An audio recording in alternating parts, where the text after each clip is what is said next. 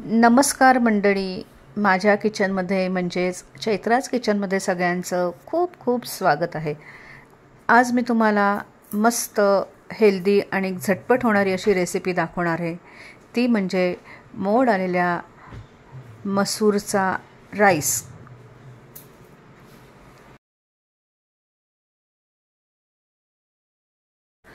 इथे मी एक फुलपात्र मोड आलेले मसूर आणि एक फुलपात्र तांदूळ घेतलेले आहेत आणि दोन्ही स्वच्छ धुवून घेतलेले आहेत। इथे मी एक कांदा बारीक चिरून घेतलेला आहे आणि एक कांदा उभा चिरून घेतलेला आहे।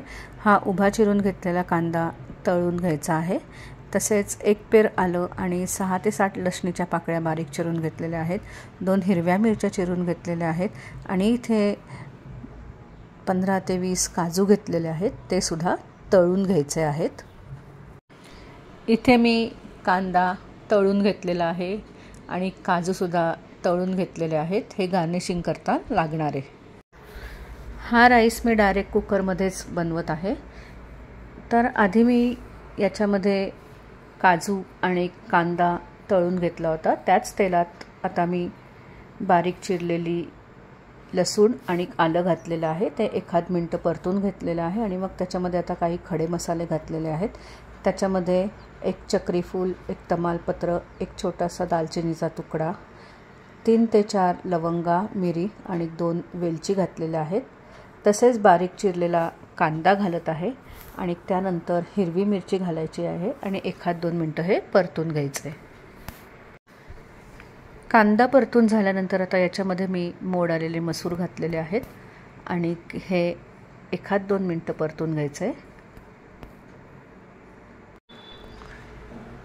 आता याच्यामध्ये काही मी मसाले ॲड करत आहे।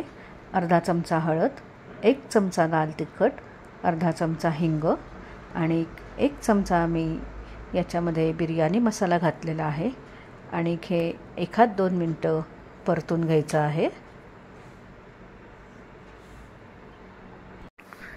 त्यानंतर याच्यात मी आमटा करता 1 चमचा आमचूर पावडर आणि चवीनुसार मीठ घातलेलं आहे आणि धुतलेले हे तांदूळ घातलेले आहेत।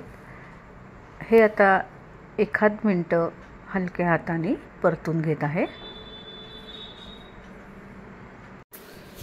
सगळ्यात शेवटी याच्यामध्ये मी 2 फुलपात्र गरम पाणी आणि बारीक चिरलेली कोथिंबीर घातलेली आहे।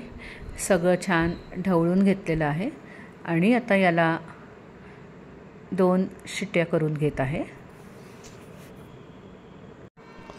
हा बघा मस्त गरमागरम हेल्दी मोड आलेल्या मसुराचा राईस तयार झालेला आहे।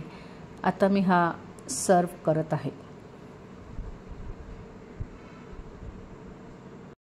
मस्त गरमागरम कलरफुल हेल्दी असा मोड आलेल्या मसुराचा राईस तयार झालेला आहे।